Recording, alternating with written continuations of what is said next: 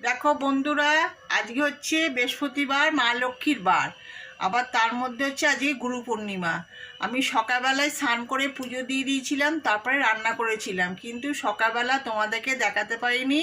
এখন হচ্ছে বিকাল 4:45 বাজে, আবার ঠাকুর ঘরে এসছি, এসে তোমাদেরকে দেখাচ্ছি। বৃহস্পতিবারে মা লক্ষ্মীকে পুজো দিয়েছি, মানে একটা মালা দিয়ে আর ঘট পেতে পুজো দিয়েছি।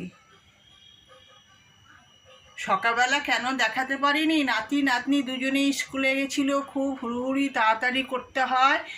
তারপরে এদিকে আর আসেনি। এখন বিকেলবেলা সন্ধে দিতে এসছি, তাই তোমাদেরকে দেখিয়ে দিচ্ছি।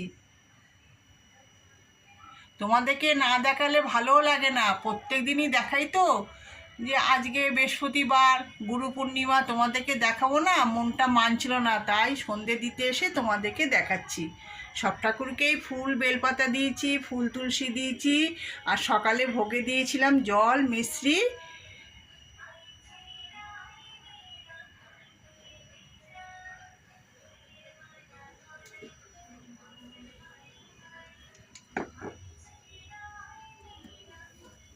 এদিকে হচ্ছে বলরাম, জগন্নাথ, সুভদ্রাকেও রোজকার মতন যেরকম ফুল তুলসী দিয়ে চন্দনের ফোঁটা দিয়ে ভোগ দিয়ে পুজো দিয়েছিলাম।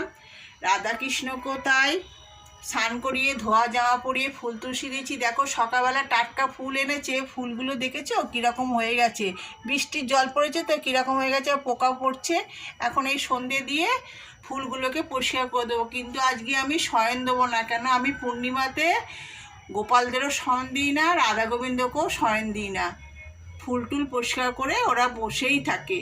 এদিকে গপু, বোজো, কানাই বা সকালবেলা সাজিয়েছিলাম গাছের ছোট্ট চায়না টগর দিয়ে, কিন্তু ফুলগুলো শুকিয়ে গেছে। এখন ঠাকুরকে সন্ধেবেলা ভোগ